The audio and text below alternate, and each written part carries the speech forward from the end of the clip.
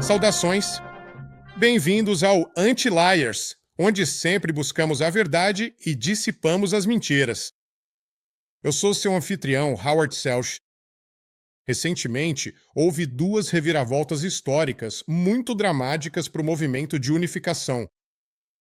O inacreditavelmente longo e caro processo judicial da UCI, após 15 anos e centenas de milhões de dólares desperdiçados pela Igreja da Unificação, finalmente chegou ao fim.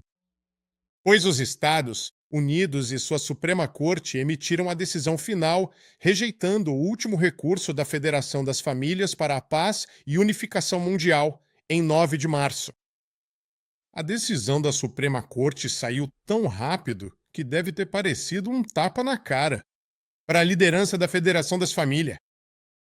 O caso da UCI foi um dos maiores de 30 processos judiciais dispendiosos e, em sua maioria, fúteis, movidos coletivamente contra o Dr. Ranjin Preston Moon e seus associados pela Igreja da Unificação. A maioria deles agora foi arquivada ou vencida pelo Dr. Moon. A segunda notícia, e ainda mais importante e impactante que o caso da UCI, foi o recente e explosivo evento midiático na Coreia do Sul, onde o Dr. Moon, o filho mais velho vivo e herdeiro designado do reverendo Dr. Soo Myung-moon, pela primeira vez, falou oficialmente à imprensa sobre o escândalo Churchgate da unificação em uma entrevista que abordou temas críticos, nacionais e internacionais. O escândalo que domina as notícias na Coreia envolve acusações de suborno de funcionários públicos eleitos por oficiais da IU para obter favores para a igreja. Abordaremos o desdobramento mais importante hoje. Antes de começarmos, certifique-se de clicar no botão de inscrição. Assim, você receberá diretamente atualizações relacionadas a esses e outros assuntos. E não se esqueça de compartilhar este vídeo. Em 25 de fevereiro, o Dr. Moon concedeu uma entrevista a repórteres dos principais veículos de comunicação coreanos no Hotel Fairmont Ambassador Seul. Lá, ele apresentou sua posição. Sobre a questão da reunificação da Península Coreana, questões internacionais relacionadas, o impacto global de seu pai, o reverendo Dr. Soo Myung-moon, e suas opiniões sobre sua mãe e o escândalo do Unification Churchgate. Enquanto falo, vocês podem ver alguns dos artigos que já foram publicados conforme aparecem na tela. Vocês também podem ler os artigos na íntegra quando quiserem, pelos links que estarão na descrição abaixo. No início da entrevista, os representantes da mídia queriam focar no polêmico escândalo do Unification Churchgate. O Dr. Moon, que atualmente é bem conhecido e altamente respeitado em toda a Coreia por seu livro premiado The Korean Dream e seu trabalho de base pela unificação da Coreia, deixou claro desde o início suas prioridades. Ele insistiu que primeiro discutissem as questões maiores que afetam a nação da Coreia e que têm implicações regionais e globais. O Dr. Moon, ao contrário dos líderes da Igreja da Unificação, estabeleceu uma relação muito positiva com a mídia coreana, que agora invariavelmente dá cobertura positiva e ampla a todos os seus esforços relacionados à reunificação da Coreia. Essa relação positiva com a mídia, que nunca foi estabelecida antes na história do movimento de unificação, é um resultado direto do histórico público do Dr. Moon, através do qual ele conquistou o respeito da sociedade coreana. Não é exagero dizer que o trabalho do Dr. Moon está constantemente causando impacto nacional. Os repórteres dos principais jornais diários, semanais e mensais e de uma agência de notícias concordaram imediatamente com sua direção e todos ouviram atentamente suas palavras. Vou resumir os pontos principais feitos pelo Dr. Ni, que apareceram posteriormente, em certa medida, nas publicações coreanas. Por favor, notem que estas são minhas impressões pessoais. O Dr. Moon identificou primeiro o abandono da agenda de unificação pela Coreia do Norte sob Kim Jong-un como o desenvolvimento mais consequente na península desde a independência. Ele chamou a continuação da política de aproximação do atual governo liberal sul-coreano de absurda e irracional, já que a Coreia do Norte agora trata o Sul como um inimigo. Ele apresentou três propostas drásticas ao governo sul-coreano. Número 1. Adotar a visão do sonho coreano como política nacional. Número 2. Abolir o atual Ministério da Unificação e substituí-lo por um comitê consultivo independente. A cada nova administração na Coreia do Sul, a política e a abordagem em relação à Coreia do Norte costumam mudar. Essa inconsistência prejudica qualquer progresso que esteja sendo feito. Criar um comitê consultivo não governamental. Obrigado. Vai tirar a política da agenda de unificação. Número 3. Tornar o currículo do sonho coreano uma parte obrigatória do ensino fundamental e médio. A educação do sonho coreano também vai dissipar todos os equívocos sobre as barreiras para unificar as Coreias, especialmente a percepção errada do fardo econômico que a unificação traria para suas gerações. Dr. Moon também fez uma análise profunda da atual situação sul-coreana. Atualmente, a nação está em um sério caminho de declínio em várias áreas fundamentais. A economia sul-coreana é impulsionada principalmente pelas exportações. Seu sistema bancário e financeiro é dominado e controlado por empresas familiares ricas conhecidas como chaebols. As baixas taxas de natalidade produziram um sério declínio populacional. Para que o segundo milagre no Han ocorra, a reunificação deve acontecer.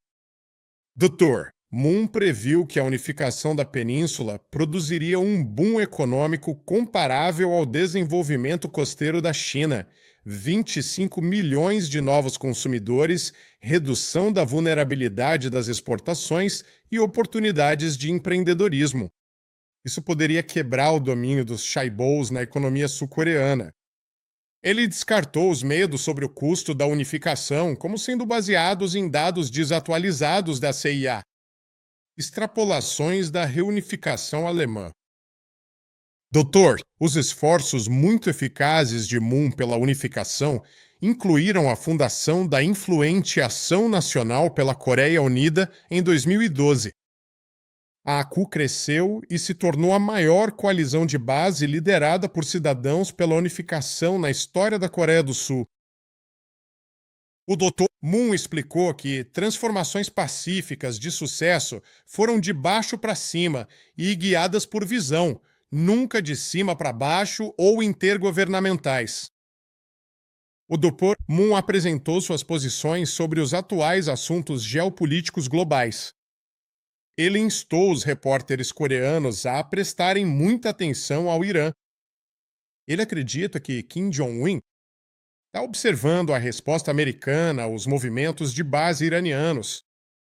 Ao contrário de governos anteriores, o governo Trump está apoiando ativamente mudanças lideradas por cidadãos, com implicações diretas para a política da Coreia do Norte. Ele desaconselhou fortemente qualquer encontro entre o presidente Donald Trump e Kim Jong-un, afirmando categoricamente que os Estados Unidos não têm nada a ganhar. Ele acredita que Kim Jong-un jamais abrirá mão de suas armas nucleares. Seus únicos objetivos são a sobrevivência do regime e a legitimidade internacional como uma realidade permanente de dois estados. O Dr. Moon recomendou que os Estados Unidos apoiem o movimento Sonho Coreano de Unificação Pacífica, em linha com a política americana anterior e sua abordagem atual ao Irã. Na área da política interna dos Estados Unidos, o Dr. Moon notou uma fratura dentro do movimento MAGA, com conservadores mais jovens resistindo a políticas tarifárias e intervenções estrangeiras. Ele previu que essa tendência conservadora durará mais que o governo Trump e que uma mudança semelhante à direita entre os jovens ocorrerá na Coreia. O Butor Moon também instou a mídia coreana a não confiar apenas nos veículos americanos de comunicação tradicionais. Na América Latina, o Dr. Moon recomendou que os conglomerados coreanos foquem no Paraguai e no bloco do Mercosul como uma porta estratégica para o mercado americano. Nessa linha, ele observou o engajamento ativo do Departamento de Estado de Marco Rubio no hemisfério. O Dr. Moon falou longamente sobre seu pai, o reverendo Dr. Soo Myung-moon. Ele compartilhou que seu pai foi uma das figuras mais influentes do século XX e explicou por que isso acontece. A história da vida de seu pai basicamente começa no movimento de independência coreano. Ele veio de uma família cristã proeminente e influente que desempenhou um papel importante durante o movimento de independência contra o Japão Imperial. Ele também foi membro do próprio movimento de independência e foi preso no Japão enquanto era estudante devido ao seu trabalho patriótico. Mais tarde, ele desempenhou um papel fundamental internacionalmente ao conscientizar sobre o mal do comunismo. Como ele havia experimentado pessoalmente no campo de extermínio comunista de Ongnan, na Coreia do Norte, e como testemunhou durante a Guerra da Coreia. Mais tarde, o pai do Dr. Moon foi para os Estados Unidos nos anos 60 e 70, em uma época em que o Ocidente estava um tanto perdido quanto à direção correta a seguir na Guerra Fria. Com a Guerra do Vietnã indo muito mal e o movimento de contracultura se desenvolvendo, os Estados Unidos e o Ocidente em geral foram pegos em uma guerra civil social. Havia muita confusão. O trabalho de seu pai trouxe clareza para a resposta do Ocidente à União Soviética e à expansão do comunismo pelo mundo. Ele liderou o esforço desafiando pacificamente os ideais fundamentais do comunismo. Simplificando, o mundo livre representava a visão centrada em Deus que defendia os direitos humanos e as liberdades fundamentais, enquanto o comunismo representava a visão secular, humanista, ateísta e coletivista. Os Estados Unidos eram uma nação muito religiosa, com uma forte tendência a ser mais conservadora, comparativamente falando, em relação a outros países do Ocidente. A visão do reverendo Moon de que o lado de Deus estava vencendo o comunismo levou à presidência de Reagan. De forma muito significativa, o reverendo Moon também criou o Washington Times em 1984, trazendo de volta uma voz da mídia conservadora para a capital nacional. É questionável se a presidência de Reagan teria sido possível sem os esforços e a influência do reverendo Moon. A presidência de Reagan levou à eleição de seu vice-presidente, George Bush, o que resultou no colapso da União Soviética. Foi através da iniciativa estratégica Guerra nas Estrelas, que o reverendo Moon apoiou, que a economia e a defesa americanas foram fortalecidas e com a qual a União Soviética achou impossível competir. Nos bastidores, toda a liderança reconheceu o papel fundamental do reverendo Moon. Além disso, sua forte influência, tanto na América do Norte quanto na do Sul, foi liderada pela iniciativa educacional Causa e pela coalizão que seu pai fundou. A Causa lidou com ditaduras na América do Sul e trouxe estabilidade para o hemisfério. Os anos 70 e 80 foram tempos muito caóticos no mundo livre. Nesse ambiente, o reverendo Moon desempenhou um papel fundamental em ajudar o Ocidente a vencer o comunismo.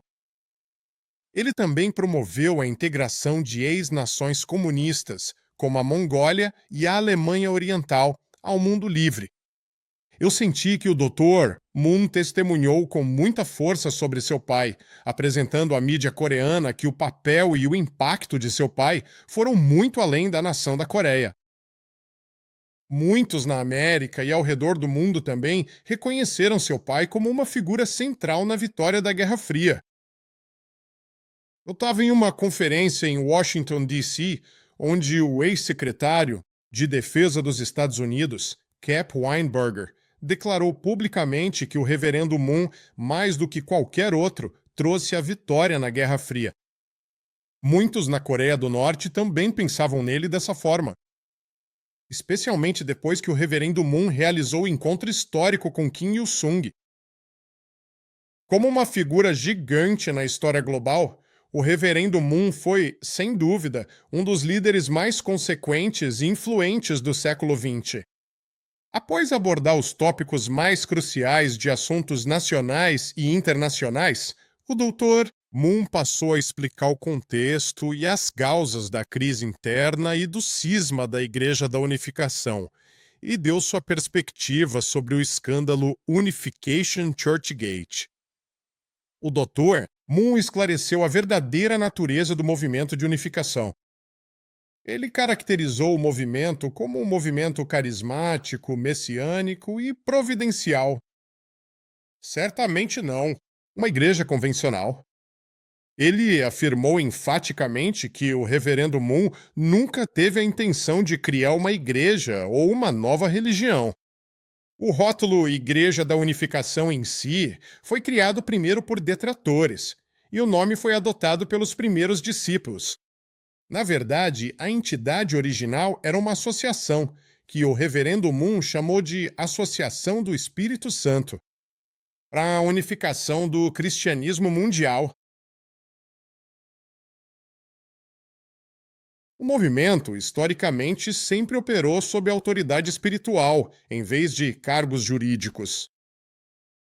Líderes e membros se submetiam à autoridade espiritual do reverendo Moon e do Dr.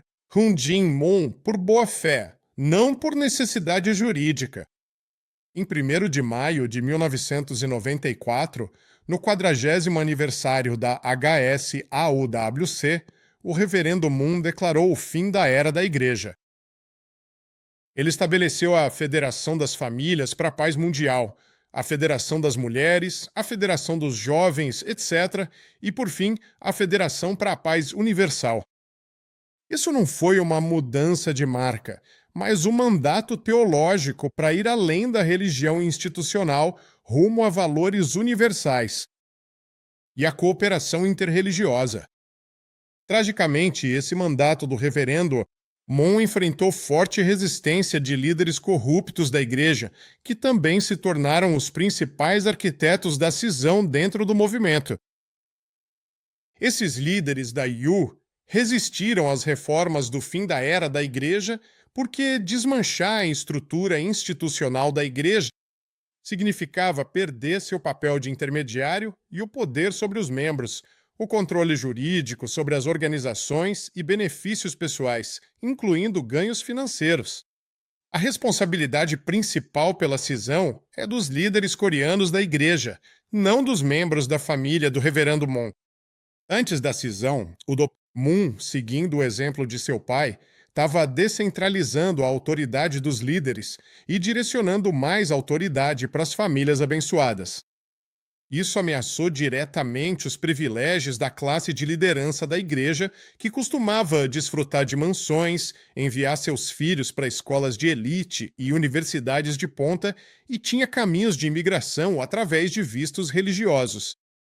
Os atuais líderes da AU tornaram-se uma combinação trágica de incompetência e corrupção. Quando a cisão ocorreu, todos os melhores líderes seguiram Dr. Moon, mas a maioria de indivíduos sem qualificação permaneceu na estrutura da igreja e foi elevada a cargos de liderança. A liderança atual tem sido caracterizada por ter uma ambição tremenda, sem nenhuma competência. Os principais exemplos disso são encontrados nos dois principais líderes sob a liderança da Sra. Han Won-ju-young McDavid, que anteriormente era cabeleireira da Sra. Han, e Jung Hu-yoon, que não tinha posição na hierarquia do movimento. Nenhum deles tinha o treinamento ou a experiência necessários para liderar uma organização internacional. Ambos desempenharam papéis de destaque ao levar a Igreja da Unificação à crise atual que ameaça sua própria existência hoje. A maioria dos líderes atuais que trabalharam sob o Reverendo Moon está agora descartando completamente seus ensinamentos centrais ou concordando em descartar até mesmo o papel providencial do Reverendo Moon. Um bom exemplo é a apresentação nefasta feita pelo líder coreano da Igreja da Unificação, Myung Dae-kim, alegando que 95% do que o Reverendo Moon ensinou estava errado. Isso é evidência de que esses líderes não são pessoas de fé sinceras, mas sim oportunistas, enganando e se aproveitando dos membros em todo o mundo. Os muitos ataques públicos contra o Dr. Moon por seus dois irmãos mais novos, de 2009 a 2012, foram, na verdade, orquestrados por líderes da igreja que usaram os Dirty Angels, familiares do Dr. Moon, como fachada enquanto sequestravam entidades-chave do movimento. Assim que a igreja não precisou mais de seus irmãos, eles foram expulsos após 3 anos. Além disso, a liderança da Igreja da Unificação usou processos judiciais como outra ferramenta para forçar o Dr. Moon a se submeter. A maioria dos processos partiu da Igreja da Unificação contra o Dr. Moon, e não o contrário. Ele venceu a maioria dos casos e os outros foram arquivados. Esses casos impediram o Dr. Moon de poder se encontrar com seu pai e, mais recentemente, de se encontrar com sua mãe. O que as ações da liderança da igreja revelam é um medo da legitimidade do Dr. Moon. Eles temem o reconhecimento dele aos olhos dos membros e temem abrir um caminho para que ele tenha contato direto com sua mãe. O padrão de processos e restrições serve para impedir que exatamente isso aconteça. Quero mencionar que, durante este tempo de ataque da mídia e ataque jurídico, o Dr.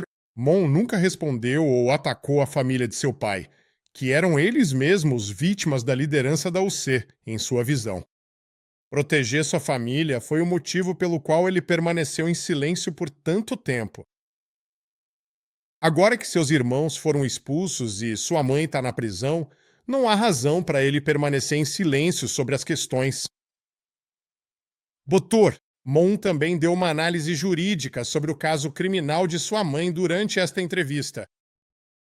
Alguns pontos que eu acho que vale a pena repetir. Número 1. Há uma falta de sofisticação. A senhora Hak Ju-han nem sequer se formou no ensino médio. Ela foi protegida pelo Reverendo Moon durante todo o casamento, e alguns diriam que ela está por fora de como o mundo em geral funciona. Tais evidências indicam que a senhora Han carece da sofisticação para ter orquestrado as supostas violações ilegais. E eu acho que esse fato deveria ter sido notado pelos juízes em seu caso. Número 2. Os relatórios TM são, na verdade, evidências exculpatórias. Relatório TM significa Relatório da Verdadeira Mãe e é uma compilação de 3.000 páginas de relatórios originalmente submetidos à senhora Han. O relatório da Verdadeira Mãe foi levado ao tribunal e está sendo usado contra a senhora. Antes do cisma, relatórios escritos extensos, como os que estão sendo usados como evidência contra a senhora Han, não eram realmente necessários, porque tanto o Reverendo Moon quanto o Dr. Moon lidavam diretamente com os líderes. A própria existência dos chamados relatórios TM é evidência por si só de que a senhora Hak Ja-han não estava no controle operacional. Os relatórios que foram enviados a Yang Hong-yun por vários líderes, supostamente, tornaram-se um rastro de papel que transferiu a responsabilidade legal para a senhora Han, em vez de avisá-la ou protegê-la de qualquer perigo jurídico. Número 3. Houve uma ausência de intenção criminosa. Dr. Moon observou que acredita que sua mãe não violou conscientemente a lei coreana. Se ela tivesse sido informada do risco jurídico, não teria realizado tais ações. Ela pode ser culpada de ambição excessiva e de trair o marido e o filho, mas não de violar a lei conscientemente. Número 4. Possível conflito com o seu conselho de defesa. Pelas informações que obtive, cerca de 14 advogados foram contratados para a senhora, defesa de Han. Mas eles parecem estar protegendo o interesse do líder da igreja, e não o da senhora. Han. Considerando o seu histórico em casos jurídicos, é difícil discordar desta avaliação. Número 5.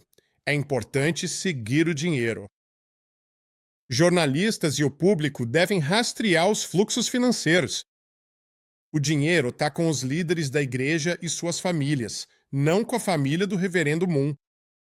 Se você quer saber quem, no fim das contas, está se beneficiando, então tem que seguir o rastro do dinheiro.